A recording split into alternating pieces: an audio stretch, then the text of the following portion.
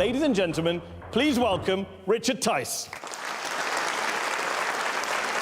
Tice has been a member of the European Parliament since May 2019, when the Brexit Party obtained a third of the vote. Richard Tice, thanks for joining me on Head to Head. Pleasure. Since the 2016 EU referendum, there have been 3 prime ministers, 2 missed Brexit deadlines, the unlawful suspension of Parliament, the collapse of the pound, and the British people divided like never before. Isn't it the case, Richard, that Brexit has led not just to political chaos, but to the UK becoming the laughingstock of the world? Brexit has divided Britain like never before, and this debate proves it. Mehdi Hasan pushes Richard Tice with facts, quotes, and tough questions about sovereignty and political chaos. Watch this clash and decide for yourself. Did Brexit empower the UK or weaken it? Yes is a simple word. The reality is that's what happens when you have weak, feeble leadership. You know, I'm a businessman, and a bad chief executive of a business can ruin it in 2 years. A bad prime minister can humiliate a country in a couple of years, and that's what we've seen with what happened to Theresa May. As of right now, the UK is in the midst of what many would call a constitutional crisis. Parliament was suspended by the pro-Brexit Prime Minister Boris Johnson. It was then unsuspended by the Supreme Court that said it was null and void. I remember, Richard, people saying, we have to leave the EU because Parliament is sovereign, not the EU, not Brussels. But now, when the UK Parliament blocks Britain crashing out of the EU without an agreement, blocks no deal Brexit, suddenly you say, Parliament's not sovereign anymore. How convenient. Ever since 2016, the UK has faced crisis after crisis, and this debate lays it all bare. Richard Tice defends Brexit, while Mehdi Hasan dismantles contradictions on Parliament and democracy. Stay tuned and tell me in the comments, who makes the stronger case? I've never said Parliament's sovereign. The people are sovereign. They lend that sovereignty to Parliament, and the disgraceful thing about what happened over the last 40 years is that Parliament then lent that sovereignty to an overseas power, to the European Union, without the people's consent. And more and more and more power was permanently given to Brussels. Every political scientist, including the ones in universities like this one, as well as the Supreme Court of this country, says Parliament is sovereign. That's been a bedrock of British politics for decades, for centuries before you and I were born. But when you say you've never said it, the group you founded, Leave EU, said in October 2015, less than a year before the referendum, and I quote, "Vote to leave the EU to ensure lawmaking power returns to our sovereign national parliament." That's what you were saying back then. As soon as that sovereign parliament passes a law on Brexit you don't like, it's not sovereign anymore.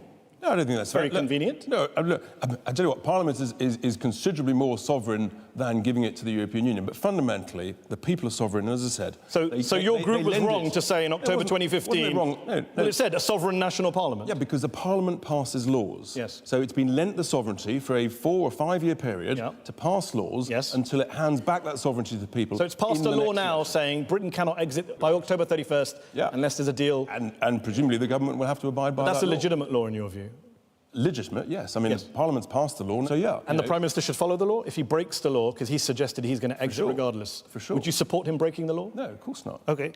Even if you're right that Parliament isn't sovereign, that the public will somehow trumps parliamentary legislation, which, as I say, goes against political traditions in this country. Well, you say that, but actually that's what a referendum's about. Exactly. Because a referendum is where Parliament... That was the case for a referendum. Parliament has outsourced the decision to the people. They did in an advisory referendum. No, hang on. No, let's be very clear. It was an advisory referendum. Forget all that nonsense. It's not nonsense. It was an advisory referendum, was it not? They sent out a £9 million leaflet to every house in the country. The government sent out a leaflet, but the law, the EU Referendum Act 2015, made it very clear it was an advisory referendum. Your leader, Nigel Farage, said it was an advisory referendum. People have a right to trust what the government writes to them about. But it wasn't. But under law, it was an advisory referendum. Can we agree on that as a fact? Let's agree on that. But if you write to the people, you say that we will implement your decision, and it's a once-in-a-generation decision, and you then renege on that, it's not surprising we face the biggest lack of trust, betrayal of trust in democracy in this country. Given we're in this chaos right now, and given that there's this argument over who is legitimate, where does sovereignty lie, as we're finding in this conversation, why not then let the public decide how to resolve this mess that we're in by holding another vote? I mean, if you'd lost the last referendum campaign 52% to 48%, instead of winning it, as you did, 52% to 48%, you would have been calling for another referendum now too, wouldn't you? No, we wouldn't. And we wouldn't be where we are. I mean, that's just a complete nonsense. Really? Well, why did Nigel Farage, the leader of your party, say in May 2016, a month before the referendum, in a 52-48 referendum, this would be unfinished business by a long way? I don't know. I'm not Nigel Farage. I didn't hear him say it. Look, the reality is... All right. The way, Richard, hold on. The way that quotes work, whether you heard them or not, is irrelevant. Yeah, he did say it to the Mirror. He's never denied saying it. He said it would be unfinished business by a long way. You can't just disown the leader of your party when he says something awkward. The way democracy works is that you have elections every 5 years, right? So if you lose an election, you try and do better the next time. But you have a thing called losers' consent. Yes. And your party leader said he would not abide by that if you lost. Democracy only works in this country if losers accept they lost. Completely agree. Okay? And yet your leader said if the Remain campaign... I'm quoting your leader, I'm not giving you any of my views. If the Remain campaign wins 2/3 to 1/3, that ends it. You didn't win 2/3 to 1/3, so it's not over, according to Nigel Farage. I don't have to agree with every word that he said. Look, if you want to review the referendum 10, 15 years down the track, that's fine. Happy, but, you have to implement the will of the people first time round. In the same way, when you have... What is the will of the people? So I'm saying the will of the people is not etched in stone. People get to change their minds. We don't have a general election and then say, oh, I didn't like the results, so can we have another vote? Really? We just had one in 2017 and we might have one next month. That's in 2 years. But the reality is... Yeah, but hang on. But what happened after that election? Theresa May won it just with a hung parliament with the DUP, so she's the Prime Minister, right? And she tried to get out. She tried to get out 3 times. She put a deal, and you disagreed with that deal. Because it was a terrible deal. It's the worst deal in history. Doesn't matter. It was Brexit. That's what you wanted. Wasn't you Brexit. should have got behind it. We've always said that's not Brexit. That's half in, half out. Oh, so what you're saying, Richard, is that there are multiple forms of Brexit. Listen, which weren't on the ballot paper in 2016. Mehdi, there was leave on the ballot paper. It wasn't leave subject to a deal. Leave? You or Theresa May? Well, I mean, let's be honest. Leave means leave. That's why I founded the group. By definition, it doesn't mean that. That's why we're in this mess. You can repeat 3 words, but it means nothing. We'll talk about that beyond 3 words in a few moments. But before we do... Keep it simple, folks. Before we do, just something that's been a big story here in the UK recently. Given an anti-Brexit MP, Jo Cox, was murdered in the middle of the referendum campaign by a white nationalist who considered her to be a collaborator and a traitor, do you think it's wise right now that politicians constantly talk of betrayal, of traitors, of surrender? Isn't it irresponsible for your party leader, Nigel Farage, to talk about picking up a rifle if Brexit isn't delivered, of taking a knife to civil servants in London? Is this not dangerous stuff, Richard? Look, the word surrender is a normal part of the English language, just like betrayal. If we can't use simple language like that, then actually you are preventing free speech. No one's banning you from saying it. No one's banning you from saying it. We're saying when you hear women in Parliament saying they're getting death threats citing the Prime Minister's words, doesn't that make you feel grotesque? The Jo Cox murder was absolutely hideously shocking and appalling. I've never said... Don't we want to avoid another one happening by all moderating our language? Of course. How about picking up a rifle and knifing civil servants? What about Ed Davies saying he wanted to decapitate the Prime Minister? When Ed Davies comes on the show, I'll ask him about it. I'm asking you about Nigel Farage. Look, we can do whataboutism all day. I'm asking you to comment. I use my own language. I'm my own person. I'm not responsible for other people's...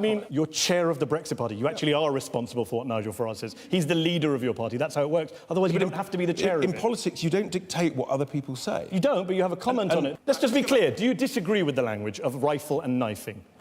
Look, it's not language I would have used. Why? Right? I'd choose different language. That's absolutely fine. Is what I'm wondering. Why? Because I'm my own person. Because there's something wrong with what Farage said, right? Everybody's different. OK. So you're OK with that language? I'm just trying to get clear. Are you OK with it or not OK? Everybody's different. I would use different language. That's fine. OK. Let's bring in our panel here, who are waiting patiently to come in. Jonathan Liz is the Deputy Director of the pro-European think tank British Influence. He's also a journalist, contributor to The Guardian, Prospect, among others. Jonathan, you've called this new rhetoric the end of playing by the rules. You say people have every right to be scared. Richard makes the point that there's people on your side of the argument using some pretty heated rhetoric too. No one is using language which would incite violence on my side of the debate. No one is accusing anyone of treason. And if they ever did, then I would completely disavow that. What we are seeing now is a very Trumpian-style approach where there's an attempt to reframe language and to normalise that reframing, because in order to take control of the people, you have to take control of their lexicon. Let me bring in Graham Gudgeon, who's a pro-Brexit economist at Cambridge University, chief economic advisor at the conservative think tank Policy Exchange. Graham, you've been a big supporter of Brexit. Boris Johnson